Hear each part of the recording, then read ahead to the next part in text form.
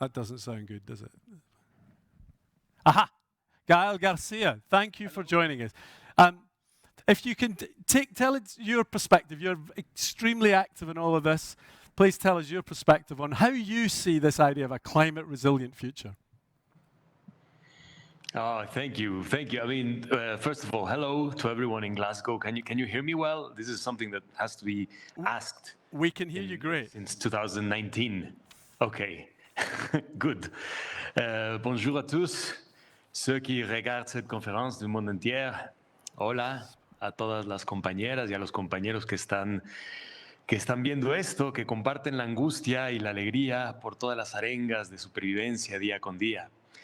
I would like to say a few words, definitely, but I would like to begin asking for a moment to reflect on the mourning, on the passing, on the things that will never be the same as we know them.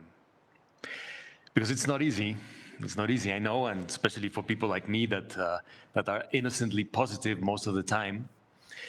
I know that it's hard to face the consequences of disaster, of destroying an ecosystem, of realizing that there is no way back to how the things were. But for sure, it is a point of departure in order to see the future.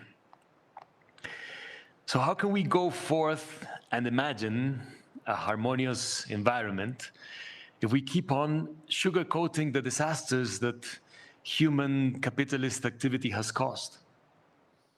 How is there a way in which we can create a future without acknowledging that we have ignored the people in the front lines of the climate emergency? There is a wonderful Brazilian journalist that is called Eliane Brum, who surely is, I hope that is watching this. And she mentioned in an essay that the anxiety that we are living, and because we can't deny that there is a spread anxiety and depression, has to do with this ancestral call that's asking us to look deep into what we have destroyed. Like any problem, we have to look at it right into the eyes. So if anyone feels anxiety, I'd like to say that don't worry, because it's good, because it means you're connected. It means you are connected to this collective idea that we have to do something in order to fix what's fixable, to change the impossible, and to invent utopia. So if we are feeling this strange sense of alienation, of anxiety, it's because our own selves, your own self, your abstract self, your most elemental self is asking you to be part of the worldwide movement that is coming up with ideas on how to change things. So let's keep on feeling anxious. It's a good sign. It's a sign that says that we are connected. So we have to come up with these ideas on how to solve this big problem that we threw ourselves into. Now, we can't accept no longer the impunity of the powerful that contaminate the planet.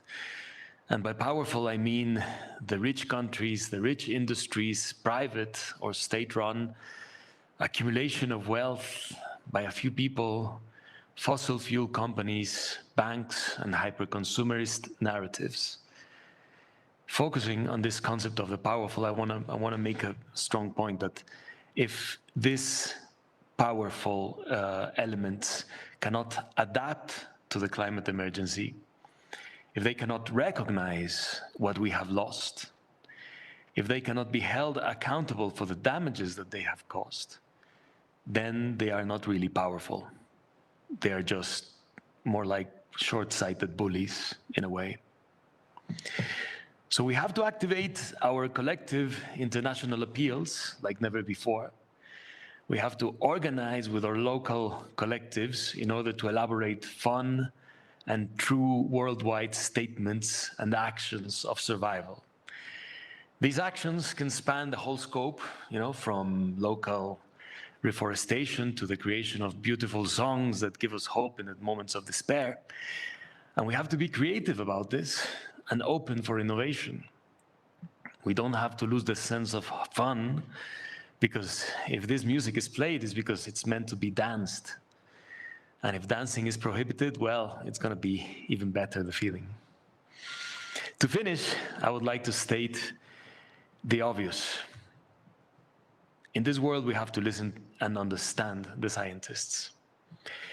Perhaps, like never before, we have to listen to the young voices whose eyes have only seen not what has been lost, but all that there is to save.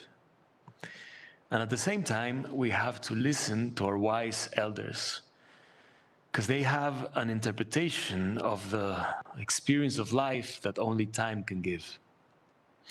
And quoting one of our very wise elders, let me translate and quote in a way, a paraphrase, José Mujica, ex-president of Uruguay. I dreamt of a country that I thought I would never see. If one doesn't change, nothing changes.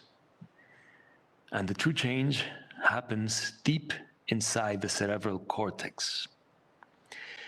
The true democracy of the future is to have access to that interior splendor of nonconformity that means feeling the beautiful taste of being alive.